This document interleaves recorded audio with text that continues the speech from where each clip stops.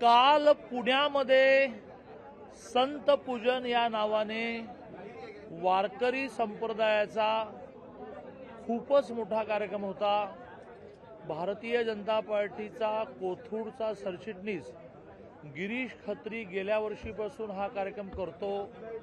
साधारणतः 5000 वारकरी येतात।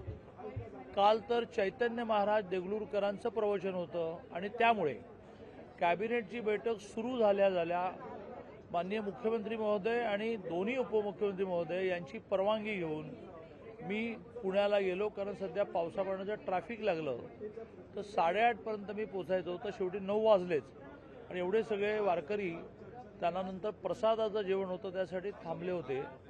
त्यामुळे मी कॅबिनेटच्या मीटिंगमधून निघून गेलो नावाचा जो काय म्हणतात नॅरेटिव्ह, त्याला मराठी शब्द एकदा द्यावं मला, नॅरेटिव्ह क्रिएट करण्याचा प्रयत्न चाललाय तो चुकीचा आहे।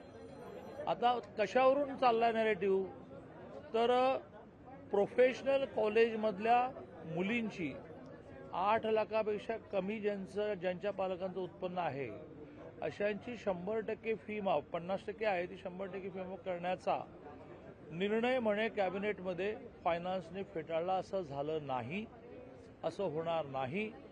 केवळ आचारसंहिता अजून 2 दिवस मुंबईतली चालेल, पदवीधर आणि शिक्षकची।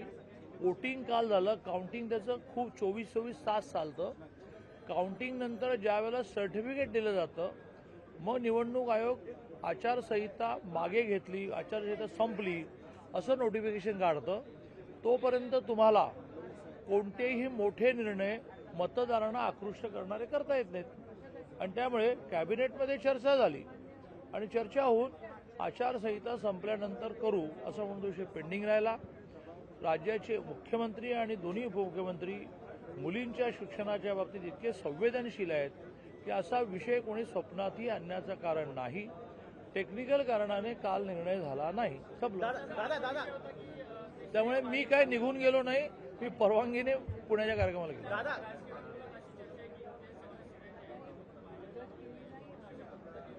राजकीय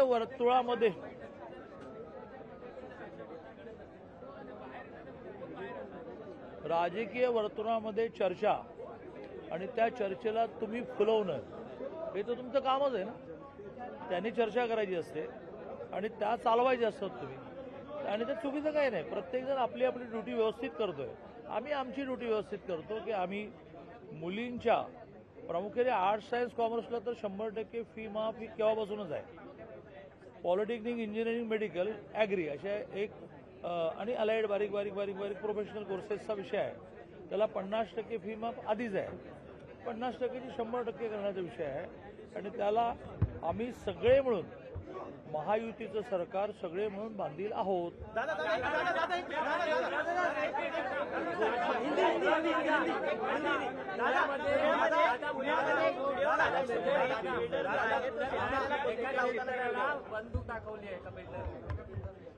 बऱ्याच गोष्टी तुमच्याकडे त्यासाठी आवश्यक असणारा वेळ असल्यामुळे तुम्हाला आधी कळतात।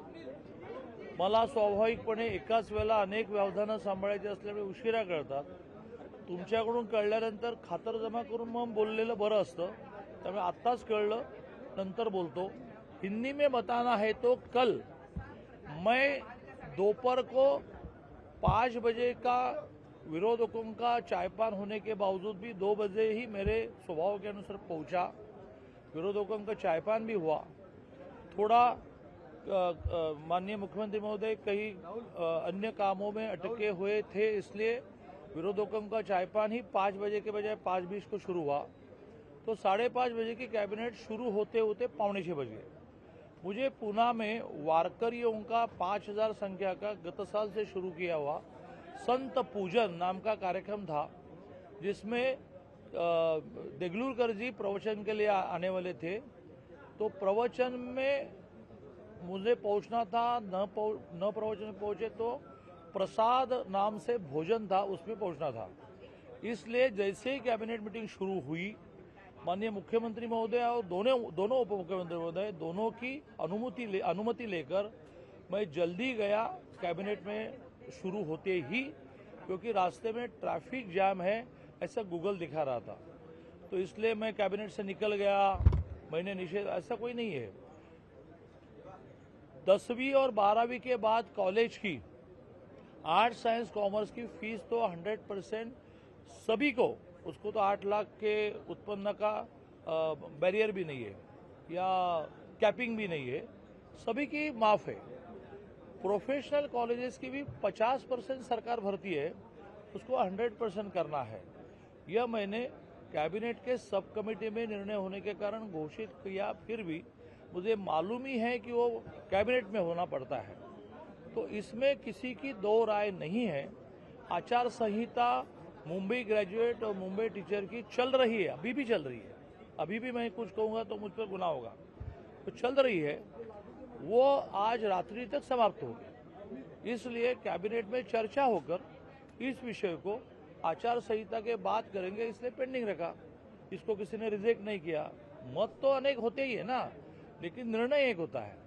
इसलिए ये जो अखबारों में चला कि मैं कैबिनेट में ये निर्णय हो रहा है इसलिए निषेध के रूप में गया, ये मेरा स्वभाव ही नहीं है। लेकिन कल स्पेसिफिकली पूना में मुझे 8:30 बजे तक पहुंचना था, आखिर में 9 बज ही गए। खंडाला में बहुत ट्रैफिक था, इसलिए आचार संहिता के बाद ये निर्णय होगा। लोकशाही मराठी ऐका, पहा, जागरूक रहा।